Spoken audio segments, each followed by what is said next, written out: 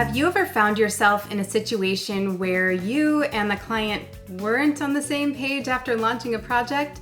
If so, trust me when I say you should have had a pre-kickoff meeting. So stay tuned to learn the 10 things you should be discussing with your client before the actual kickoff meeting.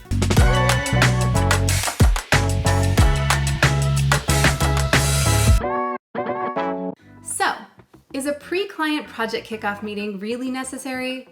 Yes, it is. It's meant to be a one-on-one between the project manager and the client lead. You should meet with the client before the actual kickoff meeting because it gives you the chance to gather all relevant information that may have been left out in the initial project plan, set expectations in a more relaxed environment outside of an official meeting, and to build up trust and communication between you and your client.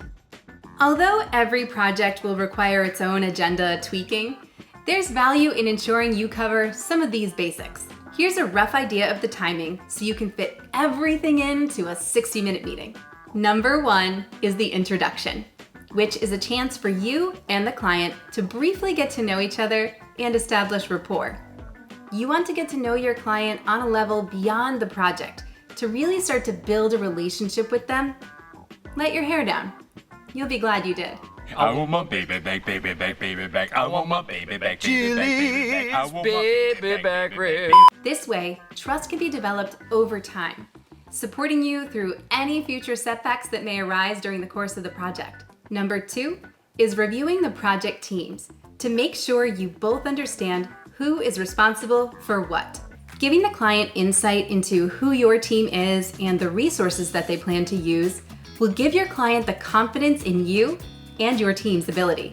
Number 3 is the approval process, where the process and personnel for signing off deliverables is explained. This also gives the client a chance to point out any concerns regarding the timeline, the number of rounds of revision, and team availability. Number 4 is the Statement of Work SOW review, which dives into what the project is all about. What are you and your team doing? When, how, and what will you produce? It's important to discuss this with the client in the pre-kickoff meeting so that both your expectations are aligned during the actual kickoff meeting. This is when you'll explain your draft SOW with the client step by step. Show them how you've planned the project to be run, the activities that can be completed, and to what extent the deliverables will be based on the budget and timeline of the project. Show the client how many rounds of review you have planned, dependencies, and assumptions, so that the client is aware of what the project is projected to deliver. Number 5 is RAID, which stands for Risk, Assumptions, Issues, and Dependencies. This is where the client can elaborate on their approach to managing risks and changes. It's good practice to come prepared to the meeting with a RAID log to present to the client. This shows that you will be transparent about identifying and responding to any changes, risks, or issues within the project, and how you plan to collaboratively address them with the client. It also gives the client a chance to share their preference for dealing with risks and issues. You can also get a sense of the client and project's flexibility by asking if there's extra budget for additional rounds of design development, feature build-out, or user testing. Number 6 is reporting, which tracks budget, timeline, tasks, and milestones, as well as who to report to. Come prepared with an example of a status report to make sure the format and detail is to their liking.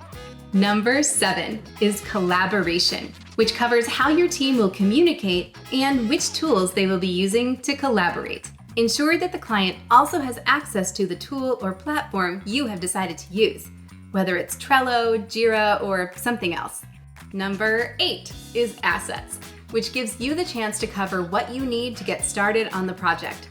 In order for the project to be properly executed, make a list of all the tools and resources that you need from the client in order of most to least important.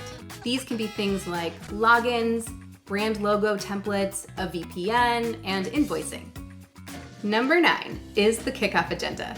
This solidifies all the points that you and the client want to discuss during the actual kickoff meeting so that nothing is forgotten.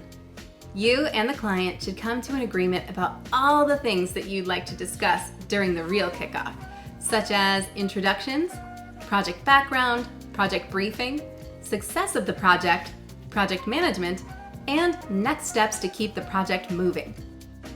Finally, number 10 is to take time to discuss any other business. Is there anything else that still needs to be addressed? Even if there isn't, ending on a high note with a clear plan for the next steps will give the client confidence in their partnership with you. A great way to end the meeting is to take a few moments to build rapport, as you did when starting off the meeting. Ask them what they like to do outside of work, or what they have planned for the rest of their day. This helps them see that you're interested in them as an individual outside of the project and can help build a stronger connection with them. Don't forget to click the like button, subscribe, and hit the bell icon. Thanks for watching, and I'll see you next time.